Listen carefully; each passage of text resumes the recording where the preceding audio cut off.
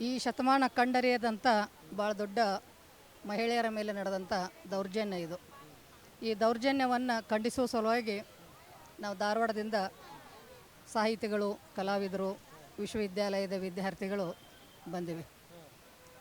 ಹೆಣ್ಣಿನ ಗಣತೆಯನ್ನು ಮತ್ತು ಆಕೆಯ ಬದುಕುವ ಹಕ್ಕನ್ನು ಇತ್ತೀಚಿನ ದಿನಗಳ ಮೇಲೆ ನಡೀತಾ ಇರುವಂಥ ದಾಳಿಯನ್ನು ನಾವೆಲ್ಲ ಗಮನಿಸ್ತಾ ಇದ್ದೇವೆ. ಹುಬ್ಬಳ್ಳಿಯಲ್ಲಿ ಇಬ್ಬರು ಹುಡುಗಿಯರನ್ನು ಹತ್ಯೆ ಮಾಡಲಾಯಿತು. ಅದರ ನಂತರ ಅತ್ಯಂತ ಭಯಾನಕವಾದಂಥ ಹೇಯವಾದಂಥ ಕೃತ್ಯವನ್ನು ಹಾಸನದ ಸಂಸದರಾದಂಥ ಮತ್ತು ಮಾಜಿ ಪ್ರಧಾನಿಯ ಮೊಮ್ಮಗ ಮಾಡಿದಂಥ ಈ ಕೆಲಸ ಇದೆಯಲ್ಲ, ಈ ಕೃತ್ಯಕ್ಕೆ ದೇಶ ತಲೆ ತಗ್ಗಿಸುವ ಹಾಗೆ ಆಗಿದೆ. ಮೊದಲನೇದಾಗಿ ಇದನ್ನು ದೇವೇಗೌಡರು ಒಬ್ಬ ಪ್ರಧಾನಮಂತ್ರಿಯನ್ನು ಈ ದೇಶಕ್ಕೆ ಕೊಟ್ಟಂಥ ಈ ನೆಲದ ಹೆಣ್ಣು ಮಕ್ಕಳ ಧ್ವನಿಗೆ ಅವರು ತಮ್ಮ ಧ್ವನಿಯನ್ನು ಸೇರಿಸಬೇಕಾಗಿತ್ತು. ಕಾನೂನಲ್ಲ, ಸ್ವತಃ ಪ್ರಧಾನಮಂತ್ರಿಗಳೇ ನನ್ನ ಮೊಮ್ಮಗ ಮಾಡಿದಂಥ ಈ ಹೀನ ಕೃತ್ಯಕ್ಕೆ ಅವನಿಗೆ ಸರಿಯಾದಂಥ ಶಿಕ್ಷೆ ಆಗಲಿ ಅನ್ನುವಂಥದ್ದು ಮತ್ತು ಆ ಸಂತ್ರಸ್ತ ಮಹಿಳೆಯರ ಜೊತೆಗೆ, ನೊಂದ ಮಹಿಳೆಯರ ಜೊತೆಗೆ, ಕುಟುಂಬದ ಜೊತೆಗೆ ನಾನು ಇರ್ತೀನಿ ಅನ್ನುವಂಥ ಮಾತುಗಳನ್ನು ನಾವು ನಿರೀಕ್ಷೆ ಮಾಡಿದ್ವಿ. ಆದರೆ ನಮ್ಮ ನಿರೀಕ್ಷೆಯನ್ನು ಸನ್ಮಾನ್ಯ ದೇವೇಗೌಡರು ಖುಷಿ ಮಾಡಿದರು. ಇವತ್ತು ಕರ್ನಾಟಕದೊಳಗಿರುವಂಥ ಎಲ್ಲ ಮಹಿಳೆಯರಿಗೆಲ್ಲ, ಇಡೀ ದೇಶದ ಮಹಿಳೆಯರಿಗೆ ಒಂದು ಆತಂಕ ಕಾಡ್ತಾ ಇದೆ. ಸ್ವಾತಂತ್ರ್ಯ ನಂತರದ ಈ ಭಯಾನಕವಾದಂಥ ಕಳೆದ 10 ವರ್ಷದ ಅವಧಿಯೊಳಗೆ ಧರ್ಮದ ಹೆಸರಿನೊಳಗೆ, ರಾಜಕಾರಣದ ಹೆಸರಿನೊಳಗೆ ಮಹಿಳೆಯರನ್ನು ಶೋಷಣೆ ಮಾಡ್ತಾ ಇರುವಂಥ ಈ ರೀತಿ ಯಾವಾಗ ನಿಲ್ಲುತ್ತಾ ಅನ್ನುವಂಥ ಪ್ರಶ್ನೆಗಳು ನಮಗೆ ಕಾಡ್ತಾ ಇವೆ. ಇವತ್ತು ನೀವು ಬೇಟಿ ಪಡಾವೋ ಬೇಟಿ ಬಚಾವೋ ಅನ್ನುವಂಥ ಮಾತನ್ನು ಹೇಳ್ತೀರಿ. ಅದರ ಮಕ್ಕಳು ಹಾಡು ಹಗಲೇ ಕೊಲ್ಲಲ್ಪಡ್ತಾ ಇರುವಂಥ ಈ ಹೊತ್ತಿನೊಳಗೆ ಅಷ್ಟೇ ಅಲ್ಲ, ಅಸಹಾಯಕರಾದಂಥ ಹೆಣ್ಣು ಮಕ್ಕಳನ್ನು ತಮ್ಮ ಕಾಮತೃಷೆಗಾಗಿ ಬಳಸಿಕೊಳ್ಳುವಂಥ ಪುರುಷ ಪ್ರಧಾನ ವ್ಯವಸ್ಥೆಯ ಜಮೀನ್ದಾರಿಕೆಯ ಈ ಒಂದು ರೂಢಿ ನಿಯಮವನ್ನು ಇವತ್ತು ನಾವು ಒಕ್ಕೊರಲಿನಿಂದ ಖಂಡಿಸ್ತಾ ಇದ್ದೇವೆ. ಹೆಣ್ಣನ್ನು ಭೋಗದ ವಸ್ತು ಅನ್ನುವಂಥ ನಮ್ಮ ಪರಂಪರೆಯ ಒಂದು ನಂಬಿಕೆ ಇದೆಯಲ್ಲ, ಅಥವಾ ಜಮೀನ್ದಾರಿಕೆಯ ಊಳಿಗಮಾನ್ಯ ವ್ಯವಸ್ಥೆಯ ಲಕ್ಷಣ ಇದೆಯಲ್ಲ, ಅದನ್ನು ಇವತ್ತು ಪ್ರಜಾಪ್ರಭುತ್ವದೊಳಗೆ ರಾಜಕಾರಣದ ಬಲಿಷ್ಠ ಮನೆತನಗಳು, ಬಲಿಷ್ಠ ವ್ಯಕ್ತಿಗಳು, ದುಡ್ಡು ಇರುವಂಥವರು ಅದನ್ನು ಇವತ್ತು ಒಂದು ರೀತಿಯಾಗಿ ಅದನ್ನು ತಮ್ಮ ಹಕ್ಕು ಅನ್ನುವಂಥ ರೀತಿ ಒಳಗೆ ಹೆಣ್ಣು ಮಕ್ಕಳನ್ನು ಅವರ ಅಸಹಾಯಕತೆಯನ್ನು ಬಳಸಿಕೊಳ್ಳುವಂಥದ್ದನ್ನು ನೋಡ್ತಾ ಇದ್ದೇವೆ. ಪ್ರಜ್ವಲ್ ರೇವಣ್ಣನ ಈ ಹತ್ಯಾಕಾಂಡ ಇದೆಯಲ್ಲ, ಇದಕ್ಕೆ ಸಂಬಂಧಪಟ್ಟ ಹಾಗೆ ಹಾಸನದಲ್ಲಿರುವಂಥ ಜನರಿಗೆ ನಾನು ಕೈ ಮುಗಿದು ಕೇಳಿಕೊಳ್ಳುವಂಥ ಒಂದು ವಿನಂತಿ ಏನು ಅಂತಂದ್ರೆ, ಈ ಕೃತ್ಯದೊಳಗೆ ಭಾಗಿ ಮಾಡಿಕೊಳ್ಳಂಥ ಅಥವಾ ಈ ಹೇಯ ಕೃತ್ಯಕ್ಕೆ ಒಳಪಡಿಸಿಕೊಂಡಂಥ ಹೆಣ್ಣು ಮಕ್ಕಳನ್ನು ನೀವು ಸಹಾನುಭೂತಿಯಿಂದ ನೋಡಬೇಕು. ಅವರನ್ನು ಮುಂದಿನ ದಿನಗಳಲ್ಲಿ ನೀವು ಅಪಮಾನಿಸುವಂಥ ಕೆಲಸವನ್ನು ಮಾಡಬೇಡ್ರಿ. ಅವರು ಪ್ರತಿ ಮನೆಯಲ್ಲಿಯೂ ಅದಾರ ಅವರು. ಹೀಗಾಗಿ ನಮ್ಮ ಮನೆಯ ಹೆಣ್ಮಕ್ಳು ಅನ್ನುವಂಥ ಕಾರಣದಿಂದ ನಾವು ಇವತ್ತು ಆ ಹೆಣ್ಮಕ್ಳನ್ನು ಸಹಾನುಭೂತಿಯಿಂದ ನೋಡಬೇಕಾಗೈತಿ. ಜೊತೆಗೆ ನಾನು ಸರ್ಕಾರಕ್ಕೆ ಮತ್ತು ನ್ಯಾಯಾಂಗಕ್ಕೆ ಒಂದು ವಿನಂತಿಯನ್ನು ಮಾಡ್ಕೊಳ್ಳೋದೇನು ಅಂತಂದ್ರೆ, ಸಂತ್ರಸ್ತ ಮಹಿಳೆಯರೇ ಬಂದು ಅವರು ದೂರನ್ನು ಸಲ್ಲಿಸಬೇಕು ಅನ್ನುವಂಥದ್ದು ಇದೆಯಲ್ಲ, ಅದು ಇನ್ನೊಂದು ರೀತಿಯ ಹಿಂಸೆ. ಅದು ನಮ್ಮ ಕಾನೂನಿನ ಇದು ಪರಿಧಿ ಇದೆಯಲ್ಲ, ಇದರೊಳಗೆ ಅವರು ಬಂದು ನನಗೆ ಹೀಗೆ ಮಾಡಿದರು ಅನ್ನುವಂಥ ಹೇಳಿಕೆಗೆ ಏನೋ ಕೊಡೋದಿದೆಯಲ್ಲ, ಅದು ಮತ್ತೆ ಅವ್ರು ರೇಪಿಗೆ ಒಳಪಟ್ಟ ಹಾಗೆ ಆಗ್ತಾ ಇದೆ. ಈ ಕಾರಣಕ್ಕಾಗಿ ಬೇರೆ ವಿಧಾನದಿಂದ ಇದನ್ನು ತನಿಖೆಗೆ ಒಳಪಡಿಸೋದ್ರ ಜೊತೆಗೆ ನಮ್ಮ ಕೈಯಲ್ಲೇ ಇದೆ. ಇದಕ್ಕೇನು ಮತ್ತೆ ಸಾಕ್ಷಿಗಳು ಬೇಕಾಗಿಲ್ಲ. ಅವು ಎಲ್ಲ 1-2 ಆಗಿದ್ರೆ ಅದರ ಏನೋ ನಾವು ಬದಲಿಸಿವಿ, ಏನೋ ಮ್ಯಾಪಿಂಗ್ ಮಾಡ್ಯಾರ, ಅದನ್ನೆಲ್ಲ ಹೇಳ್ಬೋದಾಗಿತ್ತು.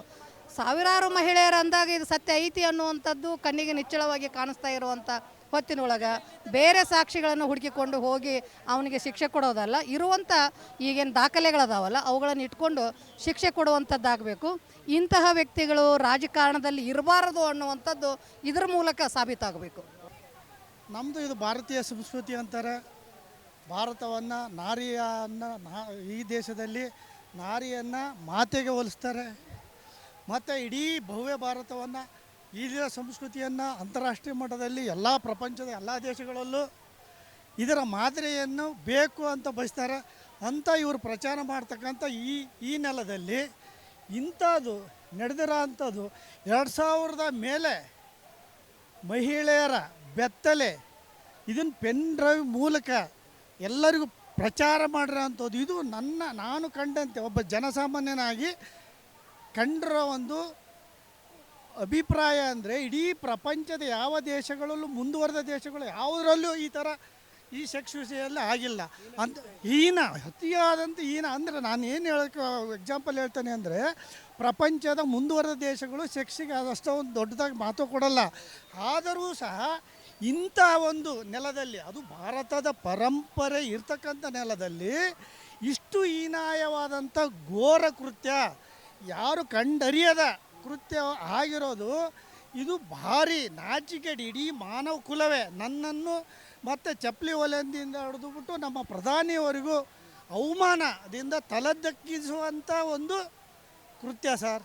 ದಯವಿಟ್ಟು ನಾನೊಬ್ಬ ಜನಸಾಮಾನ್ಯನಾಗಿ ಕೇಳ್ಕೊಳೋದು ಏನಂದರೆ, ಅದು ರಾಜ್ಯ ಸರ್ಕಾರ ಇರ್ಬೋದು, ಕೇಂದ್ರ ಸರ್ಕಾರ ಇರ್ಬೋದು, ಅಥವಾ ಅಂತಾರಾಷ್ಟ್ರೀಯ ಸಮೂಹಗಳಿರ್ಬೋದು, ಅವರೆಲ್ಲರೂ ಸೇರಿಕೊಂಡು ಇದನ್ನು ಒಂದು ಒಳ್ಳೆಯ ಕಾನೂನಾತ್ಮಕ ರೀತಿಯಲ್ಲಿ ಇದನ್ನು ಬಗೆಹರಿಸಿ, ಮತ್ತೆ ನಮ್ಮ ಪರಂಪರೆ, ನಮ್ಮ ಭವ್ಯ ಭಾರತದ ಪರಂಪರೆ ಏನಿತ್ತಲ್ಲ, ಮಾತೆ, ಸ್ತ್ರೀಗೆ ಮಾತೆಯ ಒಂದು ಸ್ಥಾನಮಾನ ಕೊಟ್ಟಿರೋದನ್ನು ಅದನ್ನು ಮತ್ತೆ ನೆಲೆಸಬೇಕು ಅಂತ ನನ್ನ ಅಭಿಪ್ರಾಯ. ನಾವು ಈ ದೇಶದಲ್ಲಿ 90ರ ದಶಕದಲ್ಲಿ ಭಾವರಿ ದೇವಿಯ ಒಂದು ಘಟನೆಯನ್ನು ನೋಡಿದ್ವಿ. ಆವಾಗ್ಲೂ ಭಾವರಿ ದೇವಿಯ ಒಂದು ವರ್ಕ್ ಪ್ಲೇಸ್ ಹೆರಾಸ್ಮೆಂಟ್ ಏನಿತ್ತು ಅದನ್ನು ಖಂಡಿಸಿ ಭಾವರಿ ದೇವಿಗೆ ನ್ಯಾಯ ಕೊಡಿಸುವಂಥ ಸೆಕ್ಷನ್ಗಳು ಇರಲಿಲ್ಲ. ಆಗ ಇಡೀ ದೇಶದ ಮಹಿಳಾ ಸಂಘಟನೆಗಳು ವಿಶಾಖ ಅನ್ನೋ ಕಲೆಕ್ಟಿವ್ ಅಡಿಯಲ್ಲಿ ಸುಪ್ರೀಂ ಕೋರ್ಟ್ ಕದ ತಟ್ಟಿದಾಗ ವಿಶಾಖ ಗೈಡ್ಲೈನ್ಸ್ ಬಂತು. ವರ್ಕ್ ಪ್ಲೇಸ್ ಹೆರಾಸ್ಮೆಂಟಿಂದ ಮಹಿಳೆಯರನ್ನು ರಕ್ಷಿಸುವಂಥ ಕಾನೂನು ಬಂತು. ಅದ ನಂತರ ಮತ್ತೆ ಆ ಕಾನೂನುಗಳನ್ನು ಮೀರಿ ಹೊಸ ಹೊಸ ರೌದ್ರ ರೂಪಗಳನ್ನು ತೋರ್ಸೋಕ್ಕೆ ಶುರು ಮಾಡಿದ್ರು. ಆಗ ನಡೀತು ನಿರ್ಭಯ ಕೇಸು. ಆಗ ಕೂಡ ಮಹಿಳಾ ಸಂಘಟನೆಗಳು, ಪ್ರಗತಿಪರ ಸಂಘಟನೆಗಳು ದೆಹಲಿಯಲ್ಲಿ ತಿಂಗಳಾನ್ಗಟ್ಲೆ ಸ್ಟ್ರೈಕನ್ನು ಮಾಡಿ ವರ್ಮಾ ಕಮಿಟಿ ಫಾರ್ಮ್ ಆಯಿತು. ಸೊ ಆಗ ಮತ್ತೆ ಮಹಿಳೆಯರ ಪರವಾಗಿ ಕಾನೂನುಗಳು ಬಂದವು. ಈಗ ಇವತ್ತಿನ ಈ ಪ್ರಜ್ವಲ್ ರೇವಣ್ಣನ ವಿಕೃತ ಲೈಂಗಿಕತೆ ನೋಡಿದ್ರೆ ಈಗಿರೋ ಎಲ್ಲ ಸೆಕ್ಷನ್ಗಳನ್ನು ಮೀರಿಸ್ದಂಗೆ ಕಾಣ್ತಾ ಇದೆ. ಈಗ ನಾವು ಕೇಳೋದು ಒಂದೇನೆ, ಹೊಸ ಸೆಕ್ಷನ್ಗಳನ್ನು ಹಾಕಿ ನ್ಯಾಯಾಲಯಗಳಿಗೆ ನಮ್ಮ ರಿಕ್ವೆಸ್ಟು, ಈ ಇದೊಂದು ಉದಾಹರಣೆಯಾಗಿ, ಐತಿಹಾಸಿಕ ಘಟನೆ ಅನ್ನೋದನ್ನು ಉದಾಹರಣೆಯಾಗಿ ಇಟ್ಕೊಂಡು ಹೊಸ ಸೆಕ್ಷನ್ಗಳನ್ನು ಹಾಕಿ. ಯಾಕೆ ಅಂದರೆ ಇಲ್ಲಿನ ಸಹೋದರಿಯರು ಆಚೆ ಬರಲ್ಲ. ಹಾಸನ, ಸಣ್ಣೂರು ಇದು ಪ್ರಾದೇಶಿಕ ಪಕ್ಷ, ಆಚೆ ಬರಲ್ಲ ರೀ, ಕಷ್ಟ ಇದೆ ಅವರಿಗೆ.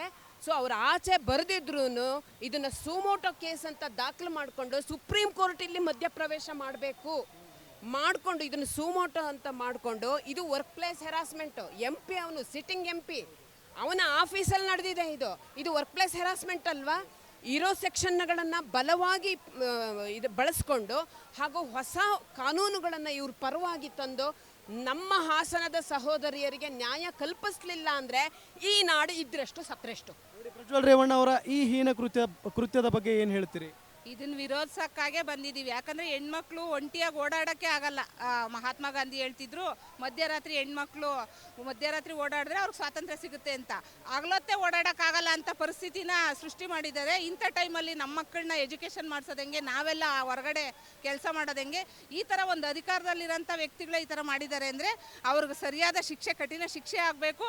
ಮುಂದೆಂದು ಇಂಥ ಕೆಲಸ ಯಾರೂ ಮಾಡಬಾರ್ದು ಅಂತ ವಿರೋಧಿಸಿ ನಾವು ಇನ್ನೂ ಉಗ್ರವಾದ ಹೋರಾಟ ಮಾಡ್ತೀವಿ. ಈಗ ಈ ವ್ಯಕ್ತಿ ತಪ್ಪು ಮಾಡಿಲ್ಲ ಅಂತ ಆಗಿದ್ರೆ ಇಲ್ಲೇ ಇರಬೇಕಾಗಿತ್ತು, ವಿದೇಶಕ್ಕೆ ಯಾಕೆ ಹೋಗ್ಬೇಕಾಗಿತ್ತು? ಹೌದು, ಅವರು ವಿದೇಶಕ್ಕೆ ಹೋಗಿರೋದು, ಅವರು ಎಲ್ಲ ಹಿಂದೆ ತಪ್ಪು ಮಾಡಿದ್ದೀನಿ, ನಾನು ಹೋದರೆ ಅವ್ರು ನನ್ನ ಏನು ಮಾಡ್ತಾರೋ ಅನ್ನೋ ಉದ್ದೇಶಕ್ಕೆ ಅವ್ರು ತಪ್ಪಿಸ್ಕೊಂಡು ಹೋಗಿರೋದು. ಅದಕ್ಕೆ ಬೆಂಬಲವಾಗಿ ಈ ಪಕ್ಷ, ರಾಜಕೀಯ ಪಕ್ಷಗಳು ಬೆಂಬಲ ಕೊಡ್ತಿದ್ದಾರೆ ಅಂದರೆ ಇಷ್ಟೆಲ್ಲ ಜನ ಓಟ್ ಹಾಕಿ ಗೆಲ್ಸಿರೋದು ಏನಕ್ಕಾಗಿ? ಅದನ್ನೇ ಅವರು ಇದು ಮಾಡ್ತಾವ್ರೆ ಅಂತಂತಂದರೆ ಅವ್ರಿಗೆ ಸರಿಯಾದ ಶಿಕ್ಷೆ ಆಗಬೇಕು. ಅವರು ಈ ಕೂಡಲೇ ಬರಬೇಕು. ಏನು ಶಿಕ್ಷೆ ಆಗಬೇಕು ಅವ್ರಿಗೆ? ಇಂಥವ್ರಿಗಂತೂ ಗಲ್ಲು ಶಿಕ್ಷೆನೇ ಆಗಬೇಕು ಅನ್ಸುತ್ತೆ. ಯಾಕಂದರೆ ಅವ್ರು ಏನಾದರೂ ಇದೆಲ್ಲ ಏನು 2900 ಜನಕ್ಕೆ ಅವರು ಅತ್ಯಾಚಾರ ಮಾಡಿದ್ದಾರೆ ಅಂತ ಇದಾಗಿದೆ, ಅದು SITಯಲ್ಲಿ ಪ್ರೂಫ್ ಆದರೆ ಅವ್ರು ಗಲ್ಲು ಶಿಕ್ಷೆನೇ ಆಗಬೇಕು.